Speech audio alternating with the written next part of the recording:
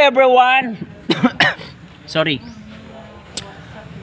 Yan, yung mga co-teacher ko po dito sa may Esperanza Central School. Meron po kami pinag-uusapan tungkol sa karne ng baka. Saan tayo bibili ng karne ng baka? Sa Biwang. Saan yung biwang? Bagong Bayan! Saan? Sultan Kudarat! Saan ang bagong bayan? Doon.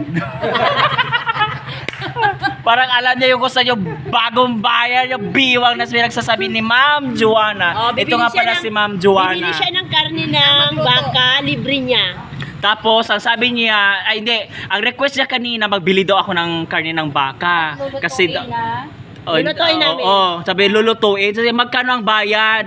Akala ko magbesa nila pambayad sa akin. Yung pala ako pala pabili nila ng karne ng baboy. Sama talaga nila. Ay, baka pala, sorry. Ang sama talaga nila. Sabi ko naman, what if, sabihan natin si Ma'am, Latog, di ba? Ma'am Latog. Bibili ka ng karneng baka. Oo. Ako pa rin magluluto. Siya magbabayad. Siya magbabayad. Siya pa rin magbayad. Ay, ako pala magbabayad ng karne ng baka. Ikaw magbili, ikaw pa rin magluluto. Ako bang magluto? Ang sama-sama talaga. Ikaw, Ma'am Joanna, ano masasabi mo? Oo, Bigas mas lang okay ng yun. ganito. Ikaw ang bibili, ikaw ang magluluto. Kayo, papayag ba kayo? O sige, hintayin kayo yung mga reply sa comment section. Bye-bye!